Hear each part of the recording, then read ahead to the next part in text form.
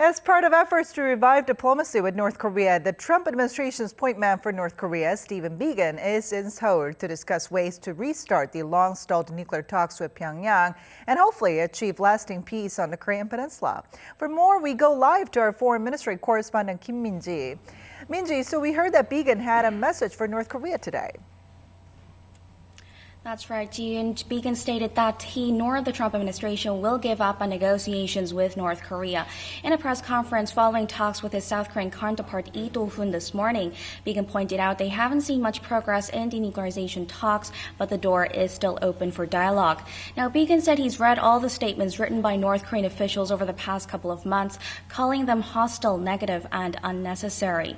Referring to the North's self-imposed deadline for the U.S. to be more flexible in nuclear negotiations, he stressed the U.S. does not have a deadline, but instead has a goal to fulfill the commitments made during their Singapore summit last year. Biegun said it's time to get that done in an apparent gesture to get the talks going again. Take a listen. Let's get this done.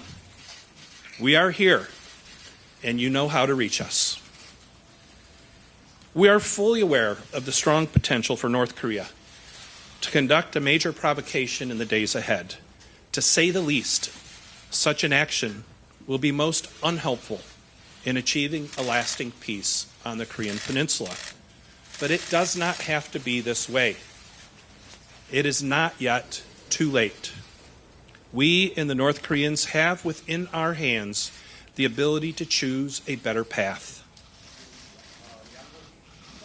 Now, Biegun's visit to Seoul, his first in 4 months, comes just days after North Korea's announcement of another crucial test, raising concerns the regime could be ready for escalated provocations. And Pyongyang has been stepping up its verbal insults against the U.S. and has demanded Washington to make a wise and courageous decision before the end of the year. Now, eyes are on whether Biegun will rendezvous with North Korean officials at the inter-Korean village of Pyeongyang during his trip to try and diffuse escalating tensions and put their talks back on track. If such a meeting takes place, it would be the first since Biegun sat down with the North's chief nuclear negotiator Kim Myung-gil for working-level talks in Sweden in October.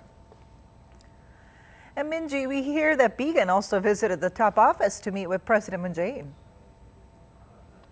Yes, he made a courtesy call to President Moon following his meetings at the Foreign Ministry. Now, we don't have details of what was discussed yet, but it is the second meeting between the two, and their last discussion was held before the Inter-Korean Summit in Pyongyang in September last year. Now, on the table was likely ways to resume denuclearization talks amid the deadlock between North Korea and the U.S. Mind you, there hasn't been much progress since the so-called no-deal Hanoi summit earlier this year, despite the surprise encounter between Presidents Moon and Trump and North Korean leader Kim Jong-un at the inter-Korean village of Pyeongyang in June. And whether Biegun passed along an official message from President Trump is also something we are keeping an eye on. So we're keeping close tabs on the outcome of this meeting at the top office. That's all from me. Back to you, Gian.